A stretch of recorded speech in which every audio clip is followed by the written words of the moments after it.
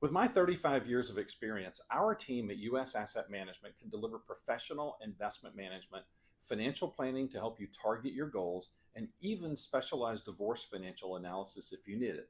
We are here to help you make better decisions with your money. Call U.S. Asset Management today, and let's get to work in your financial future.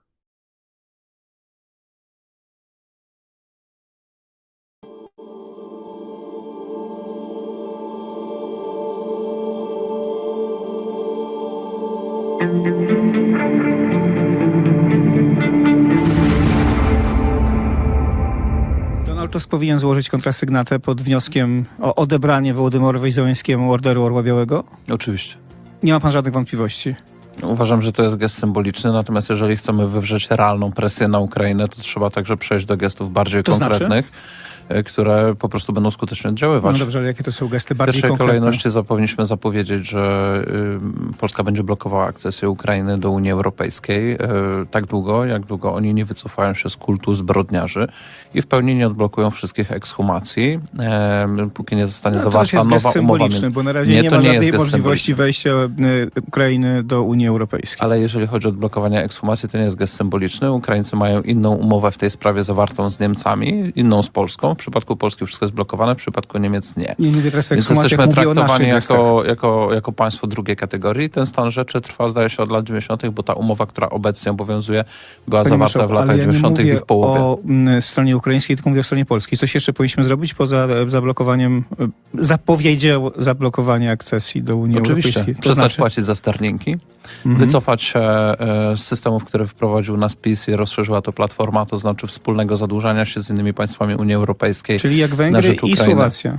Tak, wyłączyć się z tego systemu i wyłączyć się też z wcześniejszych decyzji rządu Morawieckiego o zadłużeniu na rzecz Ukrainy, naszego państwa.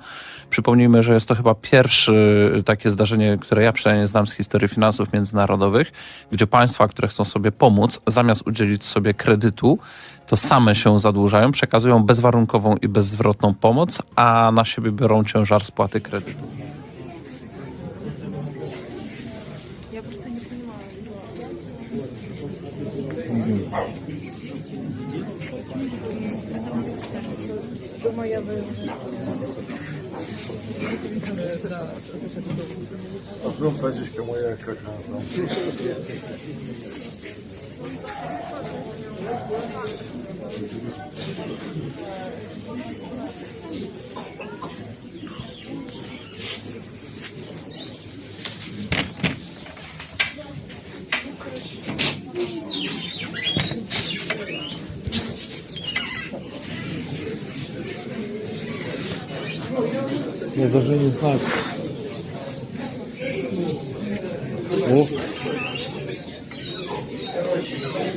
This, and a number of European leaders have basically said we should fight to the last Ukrainian, which I find kind of morally sickening.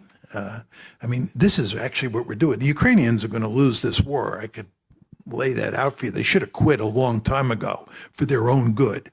The language that's used to describe the demographic situation in Ukraine is that it's in a demographic death spiral. It's in a demographic death spiral, and we're encouraging them to throw bodies into the meat grinder when they're going to lose anyway. God, morally reprehensible, but people make that argument. And it is you correctly point out, that's the buck passing argument. You don't see these Europeans fighting and dying over there, right? The British, French, and German leaders, they're really enthusiastic about continuing the war, but that's because their people are not dying. Roland Garros, on ne voit pas ce type de scène se produire. Donc le monde ce matin nous regarde effarés.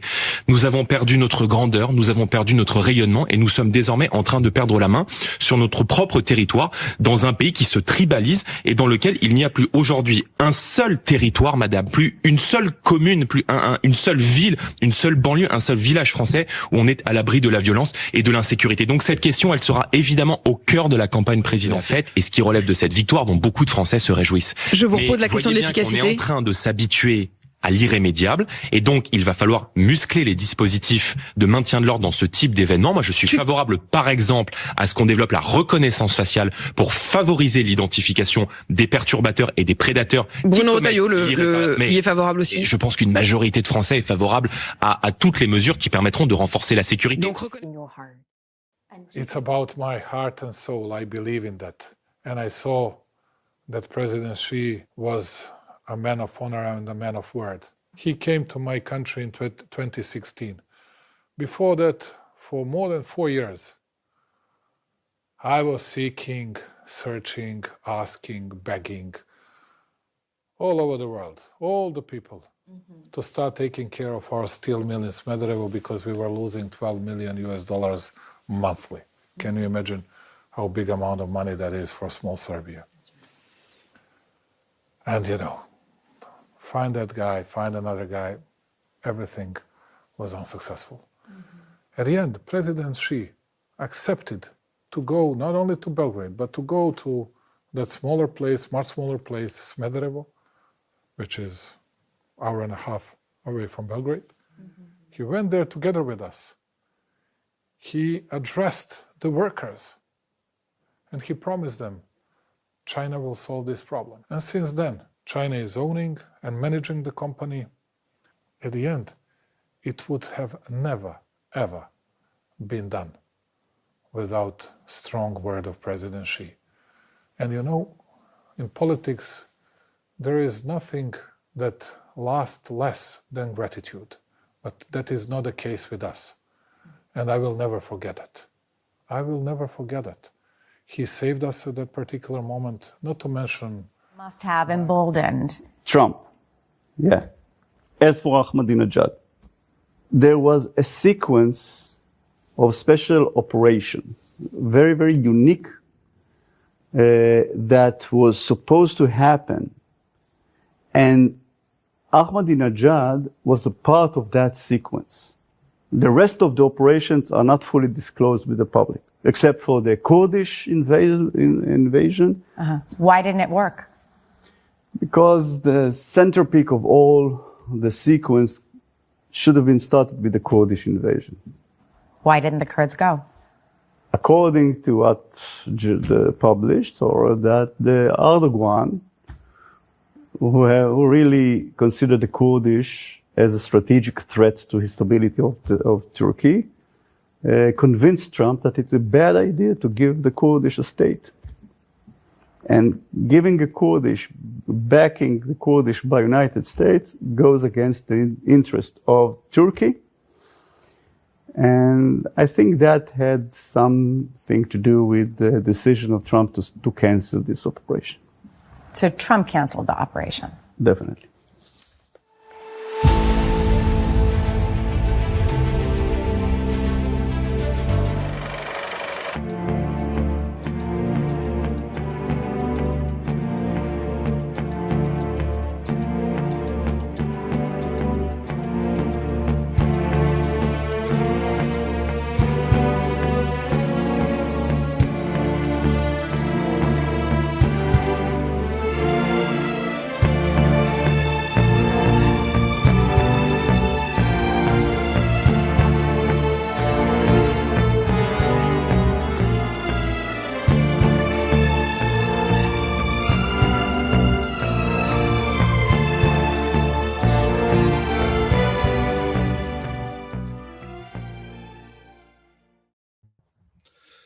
Welcome back to the SCIF. Thanks for joining us today. Wow, so much going on. We're going to have a short show today. It's going to go about an hour because we are humping here and have some things to take care of.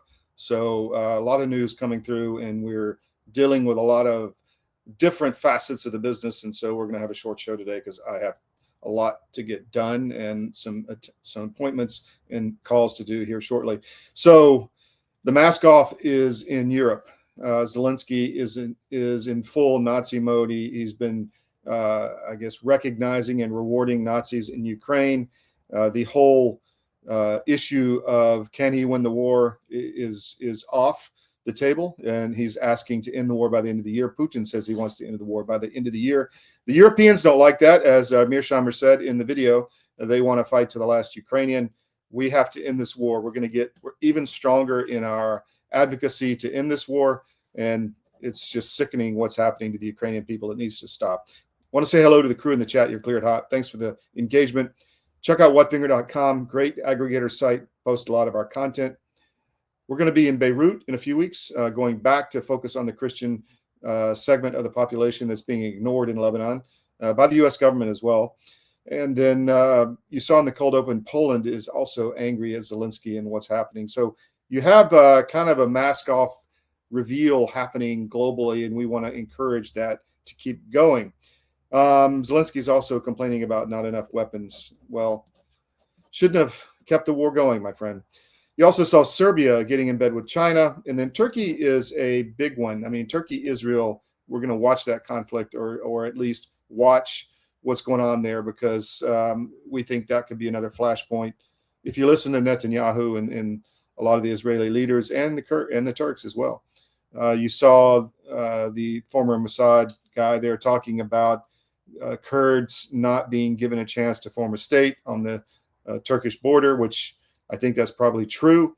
They were supposed to go into Iran and get armed and go against the regime, and Turkey kind of shut that down. So a lot of things swirling around in the background. Let's go through the mission brief. Today is June 2nd. We're moving along in June. I'm your host, Todd Wood. Here's your mission brief. Lebanon war ongoing. Truce elusive in the Gulf. I want to drill down that with Brent Beecham here in the second segment. Fighter pilot, former F-15 pilot, U.S. Air Force, also flew for the Israeli Air Force. Interesting perspective. So we'll get to that in the second segment.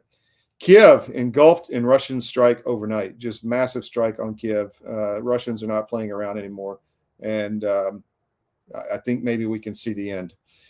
Ballroom truths. It's a fortress, not a ballroom. There's a drone fortress on top. There are deep command centers under this ballroom. And I think more will come out on that. But John Mills, Colonel retired John Mills, has a great article on CDM about that. You can see that there. Turkish expansionism, a great article from our Balkan editor, Mr. Smocic. Turkish expansionism is a thing, and it's really needs to be watched. It's the old Ottoman Empire in Europe and in the Balkans and in Central Asia. Again, a focus that we're going to have going forward. Corporate landlords, corporations are buying up homes across the country. They have been for some time. It's part of what is driving up home prices. And people are starting to notice, and states are starting to take action. In Georgia, Florida, there is talk in different stages of taking action against that and protecting home ownership.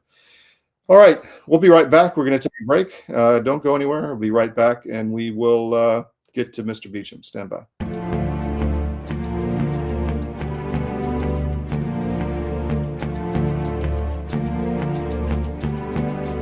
Every day, your data is being tracked, collected, and sold, often without you even realizing it. Big tech companies control your devices, your apps, and the information you share. From your messages to your browsing habits, everything is being monitored and stored. Over time, we've traded privacy for convenience, and most people don't even question it. But what if you could take that control back? That's where Mark 37 comes in. Mark 37 provides privacy-focused phones, laptops, and tablets designed to give you full control over your digital life. With secure systems, expert support, and simple tools, they make it easier to step away from constant tracking and data collection. Because privacy isn't just a feature, it's a fundamental choice. It's about protecting your data, your freedom, and your future. Take back control of your digital life with Mark 37. The pandemic, we can never be caught unprepared again. And so many Americans, when COVID hit, they had nothing in the house. Stores were shut down, and doctors' offices were shut down, and even if doctors prescribed drugs, hydroxychloroquine, ivermectin, pharmacists wouldn't fill the prescriptions. That was a nightmare. Now the situation is much worse. We have these horrible supply chain problems. In our emergency medical kit at the Wellness Company, we have 8 prescription drugs that are all potentially life-saving. Most people who died with COVID, they died in the hospital because they didn't receive early treatment. Every American family should have one of these.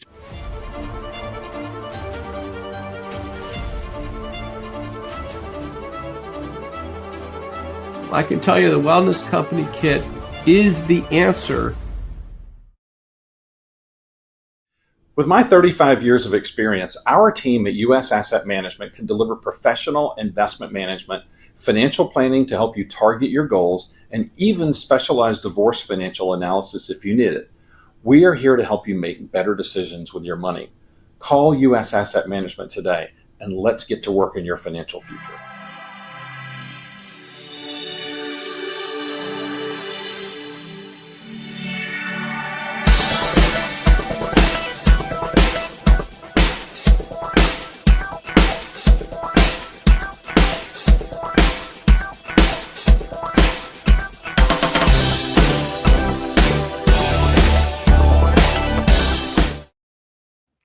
All right, welcome back to the SCIF. I just want to highlight mark37.com. Don't forget the /CDM part.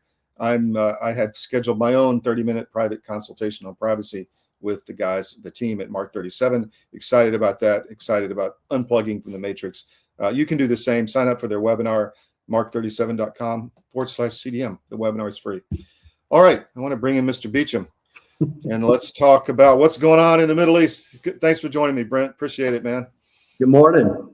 Morning. How are things in Hotlanta? Oh, it's if we could get out from under all the rain we've had. It's been like 3 straight weeks of rain, and it's killing my business. But hey, you know what? Sunny today. Oh, that's hard to build things when the rain's coming down, huh? Yeah.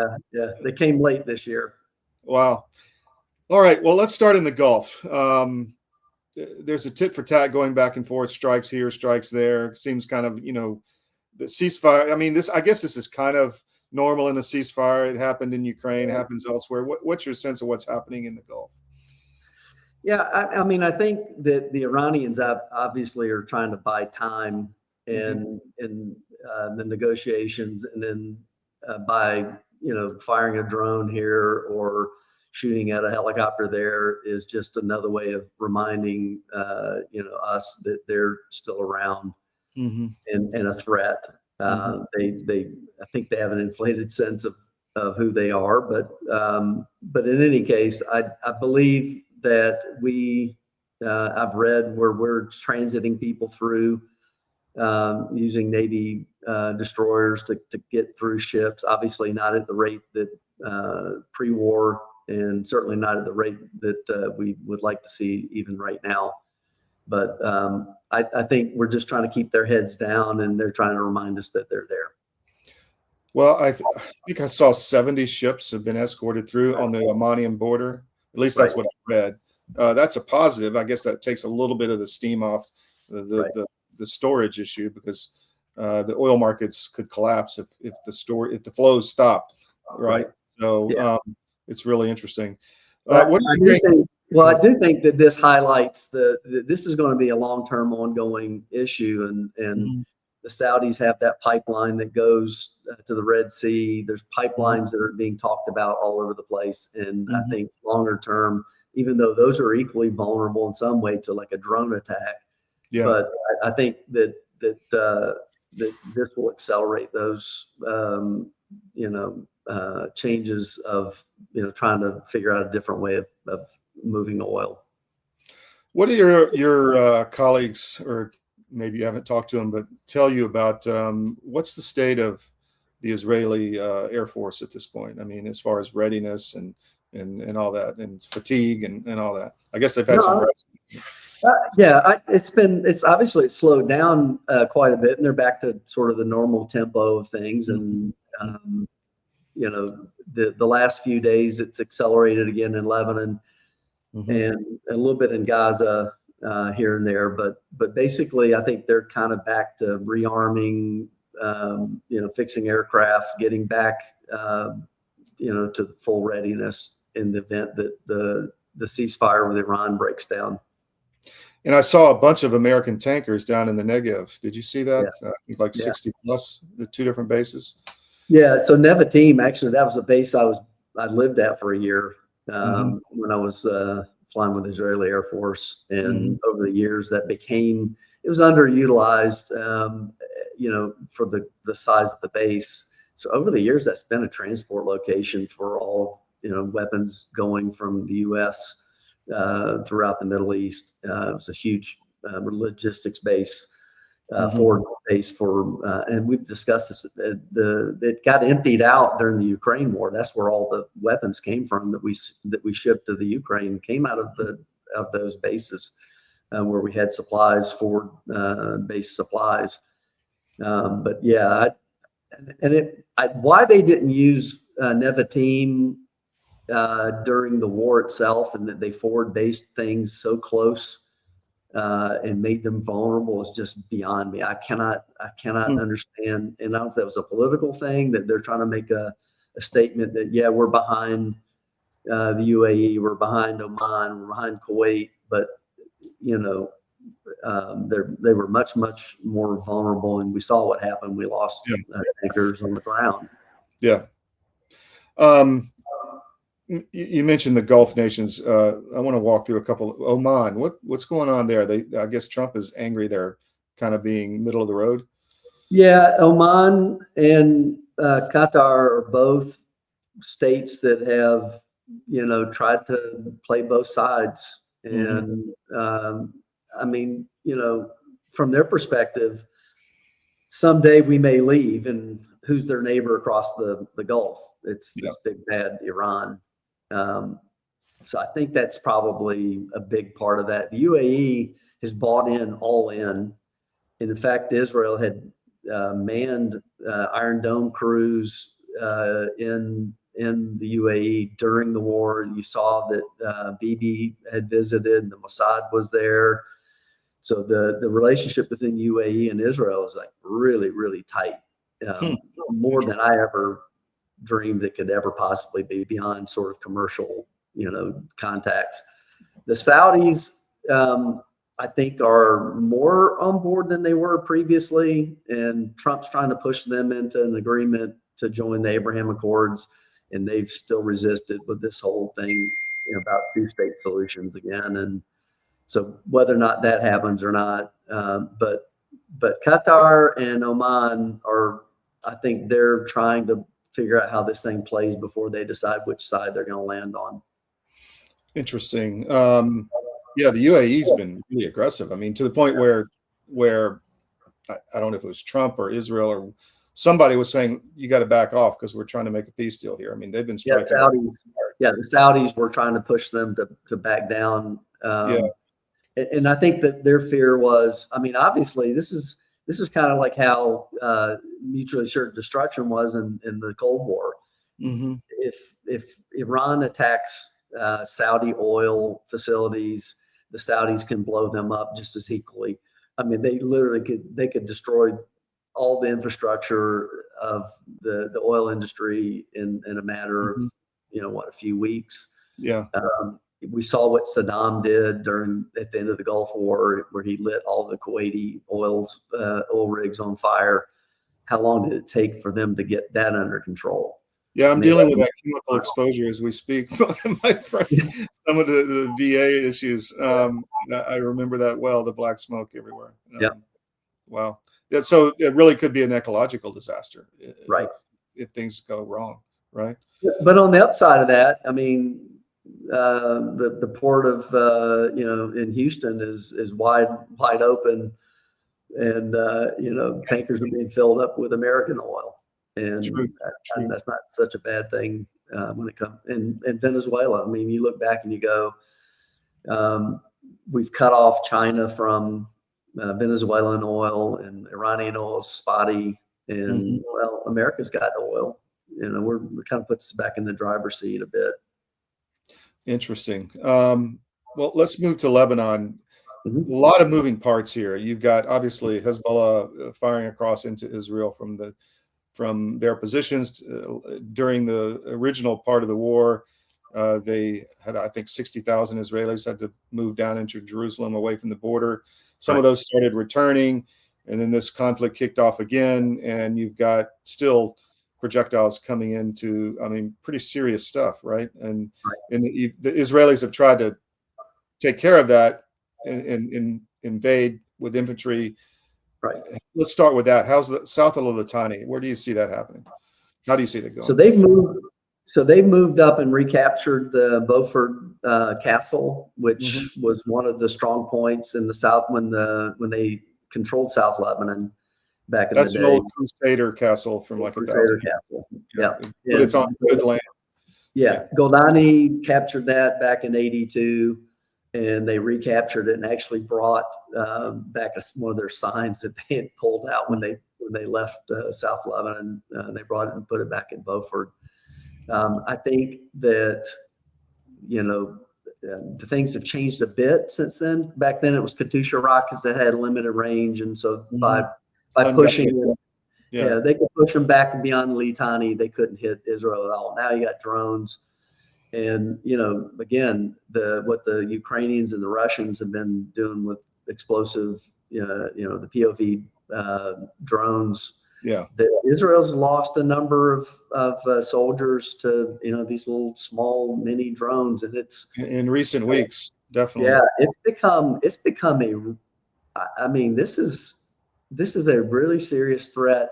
I mean, beyond the battlefield, somebody can set one of those up in Washington and go after a president maybe, or, and they're not all, the wireless that can be jammed.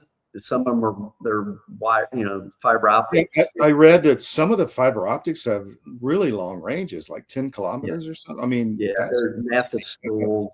Yeah. And it's crazy that's just become such a central part.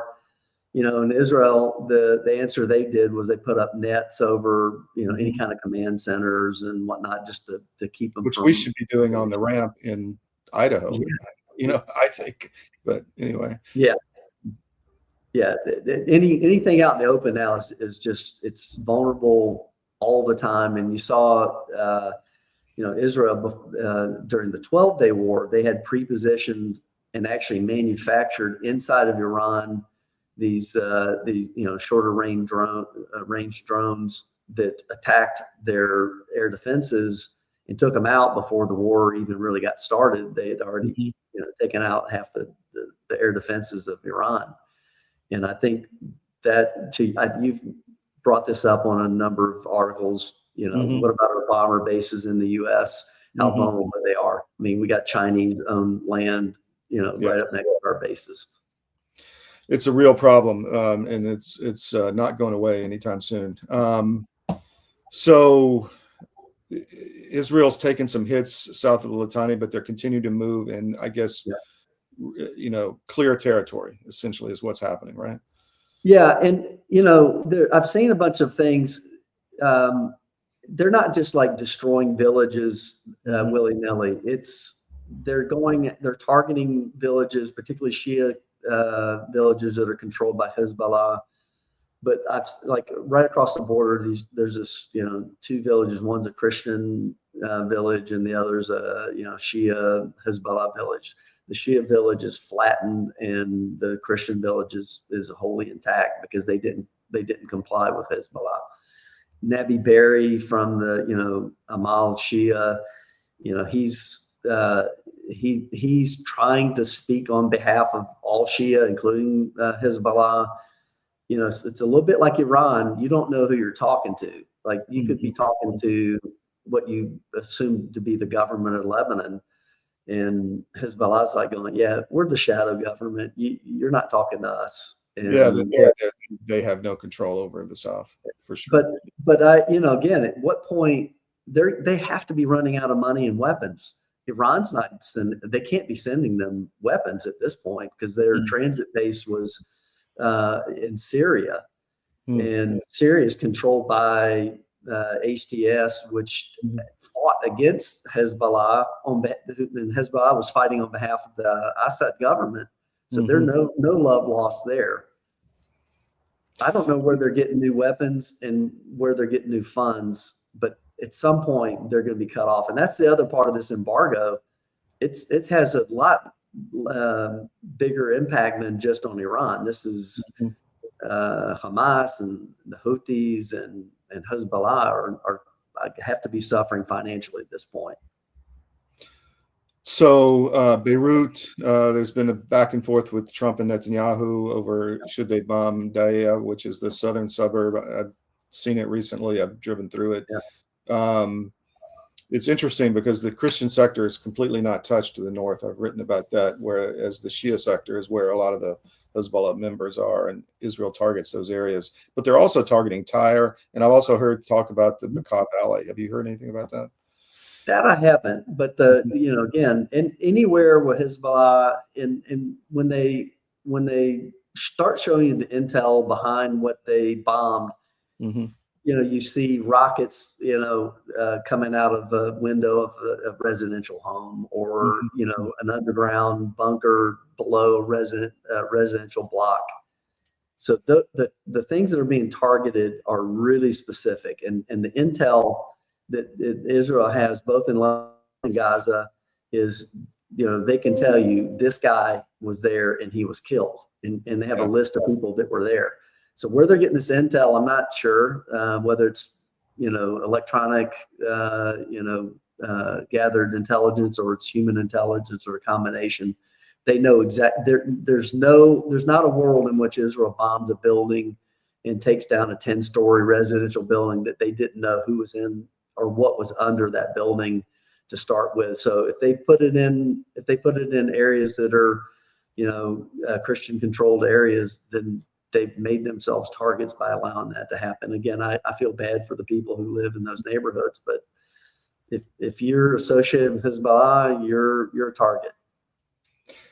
Let's move to, I think another pending conflict is with Turkey. Trump has talked about the Kurds that were supposed to go in Iran. He said they sold the weapons or whatever. Now we're hearing the Turks saying that, or was it the Israelis this morning saying that Trump stopped the Turkish invasion due to Erdogan's request because he didn't want a Kurdish armed force on his border. That makes sense to me.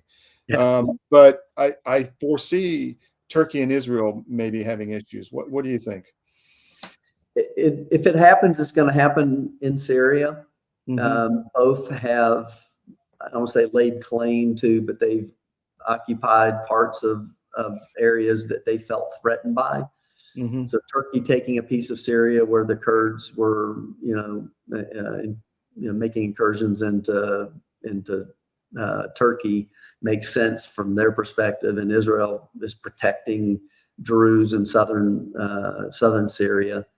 And that's the only place I think where there's a real potential for conflict. And it would be if the Syrian government, for whatever you want to call it, the rebranded Al-Qaeda, ISIS people. ISIS in a suit. Yeah. Whatever happens there in between is going to determine whether or not Turkey and Israel come to blows. And I think Erdogan is, his big dream is the recreation of the Ottoman Empire, where he's the, totally. This is the Crusades 3.0, man. This is like, it's total religious warfare in Central Asia. That anybody who ever thought that the Middle East had any kind of stability, and again, I look back at what we learned at the academy from we had this triangle that was our alliances for the U.S. It was Iran, Turkey, and Israel was our, that was our cornerstone of our foreign policy in the Middle East. And, at the time, Turkey was, secular run government, and it was set up in a way to protect itself from Islamists. And the Islamists figured a way around it. They infiltrated the judiciary, the police, and the military. Sure did. And now they're in complete control. It's and then of course you throw in the Kurds in the mix. It's the largest ethnic group anywhere in the world without its own state. Yes. And, Iraq doesn't want them to have it. The Iranians don't want to have it. Turkey don't want them to have it. And we keep promising them to help them, and then we back out at the last minute. And it's tragic on their part to have that happen to them. But hopefully, I guess we'll just have to see how Turkey plays out. Turkey's is playing a radical role. They're behind these flotillas that they keep, sending aid to Gaza, and like they find there's no aid on the ships, and it's just a big ploy. And so Turkey's poking around, and the fact that they bought Russian weapons, now it's really gotten complicated with NATO. It sure has. While I've got you, let's switch topics. Real estate market in Atlanta. What do you see happening, my friend? Really slow right now. I mean, I think there was like a really positive, since the Trump administration came into office, everybody really expected interest rates to drop. The economy was going to go. Gas prices were going down, and we were gearing up for a spring that was going to be, second to none. The wars kind of put all that on hold. Interest rates on mortgages are back up over 6%, and significantly so. And I think there's a lot of just hesitation now. Contrarians like me, we just broke ground on a project last week, and so we're going with the idea that things are generally going to be better. I had banks that are saying, hey, interest rates may be going up. Well, you want to hedge against increasing, rates on your loan? I'm like, no, because they're going to come back down when this all settles out. Yeah. And, look at oil. Oil dropped. It was at 110, 100, pushing 120. It's back below in the 90s. So it can change that fast. And I think if we can just get this wrapped up, and what I don't want to have happen is let's not sell to Iran half measures, go back to the same JPOA sort of agreement where we go in with inspection. We need to take out their uranium and be done with it. And I think when that all happens, the real estate market takes back off again. So it's a timing issue. Are you seeing inflation coming through the raw materials and all that for your homes or your buildings? Not so much. You see some fuel surcharges, but those were really there. If you look back at fuel prices 3 years ago, they're still below that. Yeah. And so I don't see inflation. We're locking in 90-day pricing and whatnot, and we've not had to adjust we started this one project. We started pricing it out over a year ago, and the assumptions that we put in place at that point are still more or less the pricing that we're looking at getting. We have more leverage right now because everybody kind of stopped. So I can go spend. We're actually doing a side deal with Lowe's to buy a bunch of stuff and let Lowe's with their purchasing power be the leverage for us. So you're one of those contractor guys in the special booth down the aisle coming. All right, man, thanks for joining me. We're going to those guys. Actually, we're buying windows through Lowe's, who's leveraging their relationship with a big window manufacturer, and they actually own companies that do drywall and all kinds of stuff. So what towns are you building in now in North Georgia? In Woodstock, Milton, Alpharetta. We're working on a project in Duluth, in Lawrenceville. So all across the North Arc. But Alpharetta is like our bread and butter. Gotcha. Brent, thank you very much, my friend. Take care. See you again soon. We'll see you.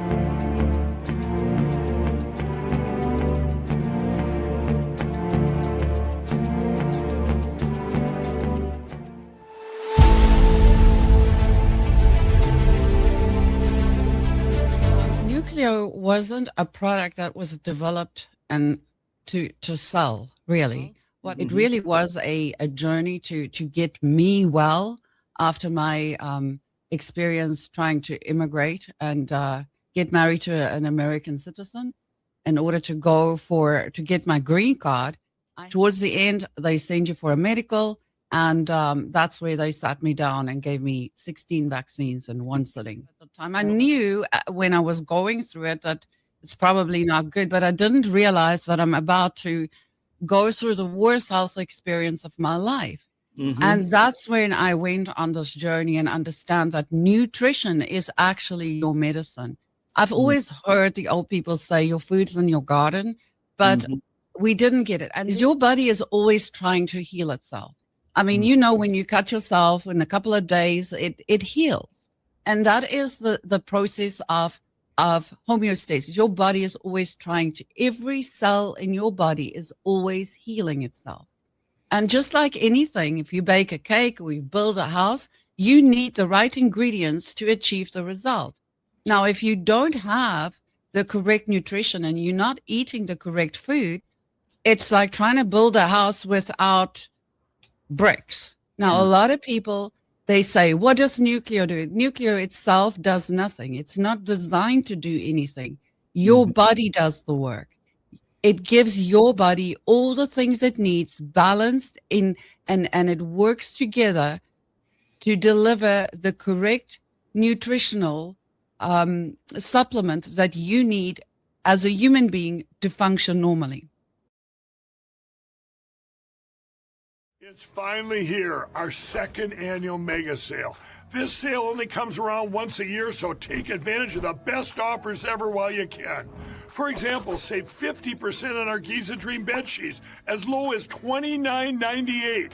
And for the first time ever on TV, MyPillow mattresses and MyPillow mattress toppers, as low as $99.98. And you save 50% on our Lux Pure 6-piece towel sets.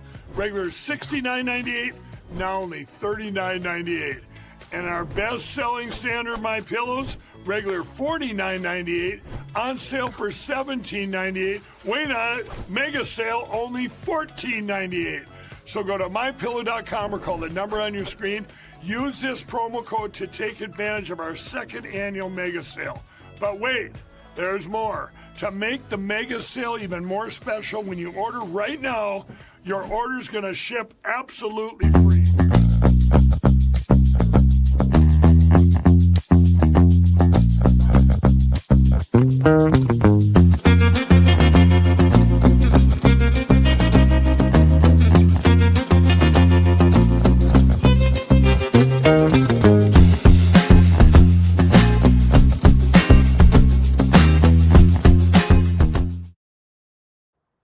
Welcome back to the SCIF. I sat down with Mr. Justin Scott of the NRA. He's the public affairs director, because there's a massive push to take Glocks off the market in multiple blue states. And I think this is an important interview. So please listen to this one and see if it's happening in your state. I think you'll enjoy this.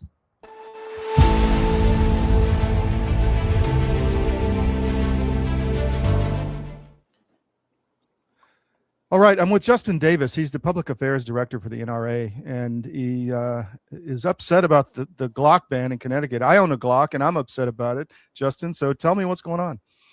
It's out of control. About 15 to 20 million Glocks are in circulation in the United States right now. But blue state governors and lawmakers throughout the country are trying to strip people's abilities to own Glocks. And it's a direct assault on the Second Amendment, of course. You know, we often say when you look at the constitutional implications of laws that impact the Second Amendment, you typically look at whether or not they're in common use, and you can't get more in common use than Glocks. It's about as ubiquitous as a Honda Civic, and trying to block people from owning Glocks to stop crime is like telling people they can't own Honda Civics to stop drunk driving. It doesn't make any sense, and it's totally illogical. So is that the reason they're giving, the excuse is that it's going to stop crime if we ban this handgun that's in use everywhere? So their view is that because in inner cities across America, you're seeing a rise in what they call Glock switches, which is an illegal auto sear to turn a firearm into a semi-automatic firearm into a fully automatic weapon. And of course, these are already incredibly illegal. Just to own one of these Glock switches should be 10 years in prison. To use it in commission of a crime is 30 years in prison and upwards of $250,000 in fines. Now, of course, if prosecutors in these blue states actually prosecuted these folks who are being that are in crimes, these would go away. This issue would go away. It's not people like me and you, your average Glock owner, who are doing this. These are hardened career criminals, and these soft on crime policies that you're seeing throughout the country have bred this issue. This is not something new. As far back as John Dillinger, people were making auto sears illegally to make firearms to commit harm. So, you know, we're working night and day to make sure that these don't spread, that we're working to make sure we're shooting them down in the courts. And we're going to make sure we're successful in and around the country. Well, I'm glad you're taking it to the courts, obviously, but how can this be constitutional to single out one manufacturer? I mean, what about Sig Sauer? You know, what about everything else? It's absolutely not constitutional, to answer your question. I mean, it's trying to work around what they've been doing for years at the federal level, which is trying to remove PLACA, which basically ensures that because a firearm is used in a crime, you can't go back to the manufacturer retailer to hold them accountable, just like you can't sue Ford because somebody drunk drove an F-150 and hurt somebody. So they've been unsuccessful in that because of the NRA blocking that at the national level and because of lawmakers who respect the rule of law. So now they're going back to an old playbook that they tried in the 1980s, which is go after Glock, say that these are unusually dangerous, but they're the most common handguns on the market, so they can't be unusually dangerous. What about Lamont in Connecticut? Is he the one driving this, do you think, or is it the legislature? I mean, it comes down to the Bloomberg groups right across the country. I mean, they're looking for any ways they can put, in their eyes, a W on the board to fundraise off of. This is not about good policy. It's simply about being in the news. It's about eroding the Second Amendment bit by bit by bit. And that's what they're going to try to do. That's why they're going to the deepest blue places in the country, like Massachusetts, New York, Connecticut, California. All these places are easy pickups for them. And it's our job. You know, we can't beat them at the State House floor. We take them to court, and that's what we're doing. So what's been the response from Connecticut? Have you reached out to them and tried to tell them, look, this is unconstitutional? Why are you doing this? So throughout the country, we're taking imminent legal action on these so-called Glock bans because they are brazenly unconstitutional. And we're making sure we're sending a message to other states out there that, no, this is not going to stand. So, you know, we have the best legal team in the world when it comes to Second Amendment here at the NRA, and we're deploying them to make sure that your rights are protected no matter what state you live in, because your Second Amendment rights don't stop at state lines. What's going on with the latest, there's a lot of controversy over, as you mentioned, modifying weapons and making them automatic, et cetera. I've seen cases where the ATF has gone after individuals who were just selling like antique parts and ended up in prison. I mean, can you talk a little bit about that whole issue? Yeah, I mean, so what it comes down to is that there's a massive misunderstanding around firearms, especially from folks who are making the laws. And as you've seen throughout the country, the same people who are pushing the most extreme gun control laws are the same people who've never picked up a gun in their life. I was a lobbyist in New England, no place, including Massachusetts, which is no friendly place to Second Amendment rights. These people don't know what they're doing. They don't understand the terminology. They don't understand the impact of what they're doing. And while they're disarming folks who just simply want to have a firearm to protect their family and their communities, they're simultaneously pushing these soft on crime policies that let these folks who do not care about arbitrary gun laws, they don't care about taking innocent life, they sure as heck don't care about arbitrary Glock bans. They're going to continue to push these bills. They're going to continue to allow criminals to create a black market for these. So the only folks who have these firearms are criminals. Wow. What about open carry? I mean, we had kind of a version of it in Florida get passed where it's not complete constitutional carry, but how's that movement doing across the country? Yeah, I mean, it goes state by state. Of course, we've been a leader in the constitutional carry movement throughout the country. Whether people decide to carry open carry or concealed carry or however they wish that fits their situation best, we believe that they should be able to do that. Bureaucrats at the federal level or the state level should not tell people how they can best defend themselves and their families as long as they're doing it legally and responsibly. So what are the priorities of the NRA? I mean, what are you focused on right now as far as legislation is concerned? Absolutely. So we're in all 50 states and, of course, on Capitol Hill and court cases throughout the country. So we have over 70 active court cases that we're working on to protect those because, of course, there's a lot of states that are in the margin. A couple R votes, a couple D votes here and there can decide where your gun rights are. But other places like New York and Massachusetts, like we said before, and, of course, California, these places are so far gone that we're not able to stop those at that legislative level. So we have to make sure we have a robust legal team here. Of course, that means we're looking at the 2028 elections. We're trying to make sure that we're making strides both at the state and federal level. But this is a critically important upcoming race nationally here, whatever state you're listening in. Because if the anti-gun Democrats are able to take over the House and the Senate, they will be steamrolling these types of Glock bans, assault weapons bans, or so-called assault weapons bans, magazine bans, waiting periods, you name it. They will have carte blanche to do that as much as they want. So we have to make sure we're stopping that before it happens. You have to get involved. Make sure you go to NRA.org, find out how you can get involved, whether that's joining, signing up for updates, taking a class on how to become a better gun owner, whatever it is, you have to get involved. You have to take an active role in protecting your rights. Completely agree. So last question, what's going on with SCOTUS? Are they supporting your agenda, this version of the court? So we have several cases that we've requested cert for the Supreme Court. Mm-hmm. This really boils down to something simple. The Supreme Court needs to weigh in on a hardware ban case. We have these blue states across the country who are saying, well, we don't have any mandate from the Supreme Court. They have Brew and they have Heller, which really does outline that pretty clearly what they can and can't do. But until the Supreme Court makes it clear that these types of arbitrary bans on cosmetic features or aesthetic features of firearms, of these makes and models, until the Supreme Court weighs in and says, look, this is obviously unconstitutional under Bruin and Heller and the litany of other cases that they've weighed in on, we're going to continue to have this problem. So we continue to urge the Supreme Court to take an active role. We're lucky the Trump administration, the DOJ under Harmeet Dillon and AG Todd Blanche are fighting this fight along with us. But we need more. We need the Supreme Court to come in and say, enough is enough. No more infringements on Second Amendment rights. So I said last question, I lied. Has it gotten better since Bondi left or not? Have you seen a change? I mean, Attorney Todd Blanche is absolutely incredible. He was at our annual meeting with us. He was actually walking the floor, talking to regular everyday Americans about what they wanted from their DOJ. And, you know, I've been around a lot of different administrations. Rarely do you see an attorney general who will walk around and talk to folks and weigh in and want to know what they want out of their government.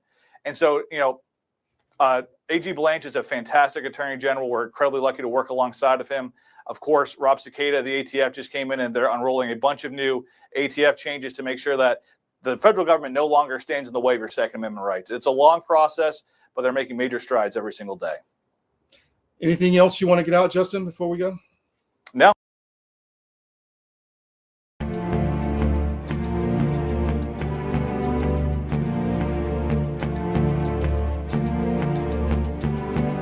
First time ever, we're bringing you MyPillow mattresses and mattress toppers for as low as $99.98. Remember, sleep's all about temperature and pressure points. Whatever sleep needs you have, we have the right technology for you. Like our MyPillow mattress topper, our queen size has over 10,000 individual comfort supports to help relieve your pressure points. And how about our 3-inch Hybrid Plus mattress topper? It's infused with copper and silver to help your body get the restorative sleep it needs. And our MyPillow and Case Coil mattresses, I personally helped develop these mattresses to make sure they have everything needed to give us great sleep. Plus, they're made right here in the USA, and they ship right to your front door absolutely free. So go to MyPillow.com or call the number on your screen. Use this promo code to get MyPillow mattresses and toppers for as low as $99.98 and free shipping.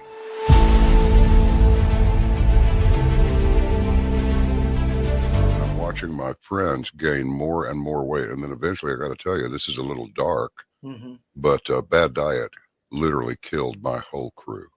Wow. Diabetes, a stroke. I mean, all kinds of stuff. It's like, you had a stroke? You're not even 50 years old. You guys got to quit eating this stuff. Your body knows what's what. You're not conscious of this. But that's why people will go to the refrigerator and they'll grab this and that and the other and put together this outrageously elaborate combination of foods. Your body's trying to reach balance. Unbeknownst to us, our bodies are always trying to reach homeostasis. You can't eat all of this stuff and expect to live a long time. And one thing led to another, and I went, you know, forget this. We're going to make our own product. So we partnered with one of the world's top 3 biochemists where nutrition-specific study is concerned. I said, all I want is the best nutritional and immune support product in the world. So we mixed it in yogurt. It's a powder. I got a bag of it here. I keep one on the console all the time, you know, just so I can show people. Yeah. And it's a powder. Now, this is not candy. This is hardcore nutrition. And sugar is an enemy. And most people do not know that the reason these bellies are showing up on people all over the place, your body makes fat to store the toxins it can't get rid of. So it just puts them over here. But I can tell you this, you take this for 30 days and then lay off of it for 2 or 3 days, and you'll go, good grief, give me some more. Skin, nails, hair growing back, cut yourself and it heals in half the time.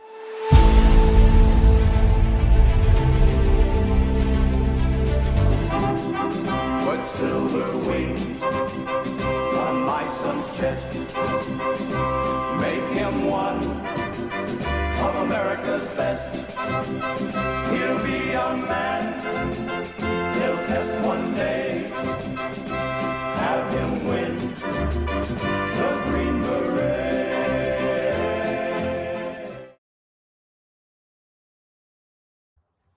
Welcome back to the SCIF. As I said earlier, we're going to cut the show off a little earlier today. I'm going to walk through a few stories, and that will be it. We'll back tomorrow with Pete Blaber, with Ukraine sit rep, and a full show, of course, but we are slammed today. The Balkan.press are, we're proud of this outlet. A great article on Turkish expansionism. This is a theme that we're going to continue to promote. I mean, this is the old, as I said to Brent Beecham, the old crusades, the religious wars of Central Asia and the Middle East and the Levant. But this is a great article by one of our editor, fantastic guy at the Balkan.press, which we have built as a way to educate people on this volatile period or area of the world. You know, what's going on in Britain is just sickening.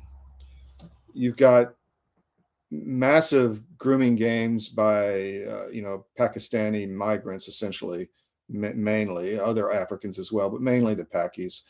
And they are in the UK raping women, you know, raping girls, just gang rapes.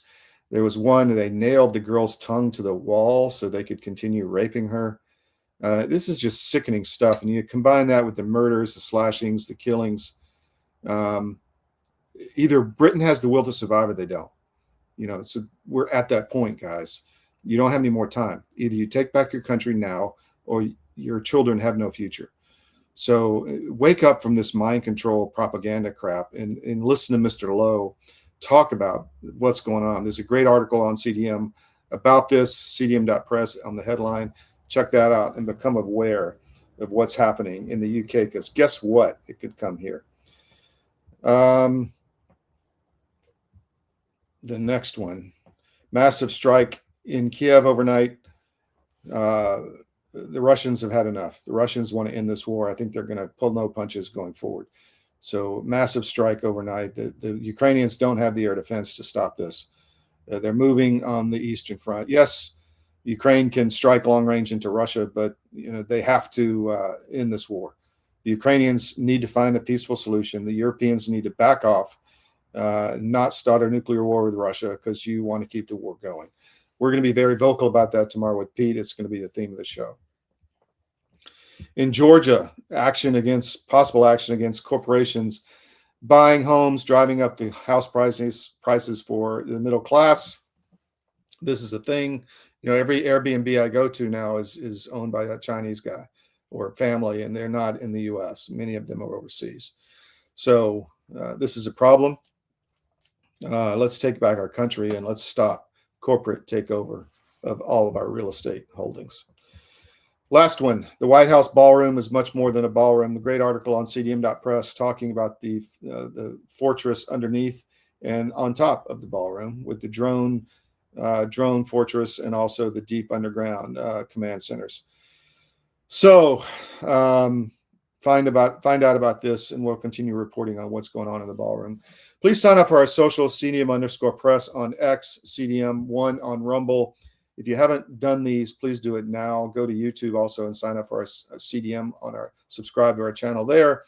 Our no ad subscriptions are really, really helpful to us. So go to my.cdm.press. It's my.cdm.press. It gives us income every month we can count on to pay people, and we can kind of forecast what's coming as far as hiring new reporters, etc. So if you haven't subscribed, it's $10 a month or $100 a year. A lot of people just like to pay the $100. Get it out of the way for a year. my.cdm.press.